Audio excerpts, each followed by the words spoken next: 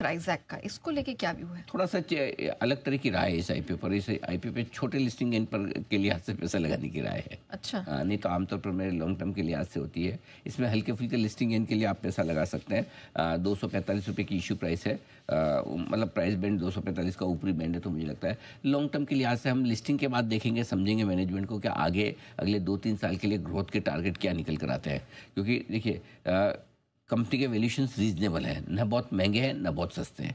इसलिए हमने हल्के लिस्टिंग गेंस के लिए कहा है। अगर थोड़ा सा वैल्यूशन और सस्ता होता तो मज़ा आ जाता। कई सारी चीज़ें कंपनी की अच्छी हैं और सबसे अच्छी बात यह कि इनकी जो लीडिंग ये कंपनी बेसिकली हिंदुस्तान से बाहर जो विदेश में बच्चे पढ़ने जाते हैं उनको किस तरह से अलग अलग कॉलेजेस यूनिवर्सिटी में एडमिशन दिलवाना है, ये सारा कामकाज वहाँ एक तरफ इनके यूनिवर्सिटी कॉलेज है, एक तरफ बच्चे हैं।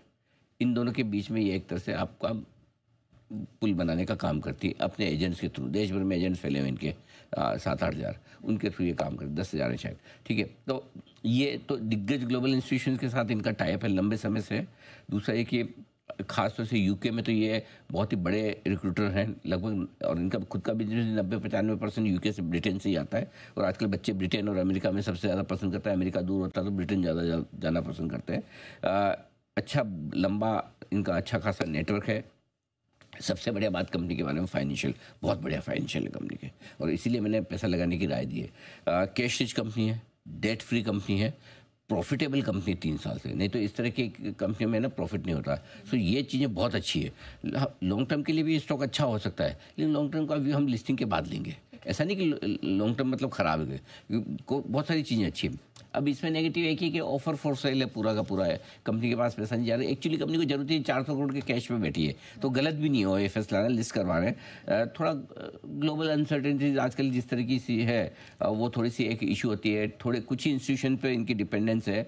वीज़ा रूल कभी भी किसी भी देश में ट्रम्प साहब जो टाइप के लोग होते हैं कभी भी बदल देते हैं।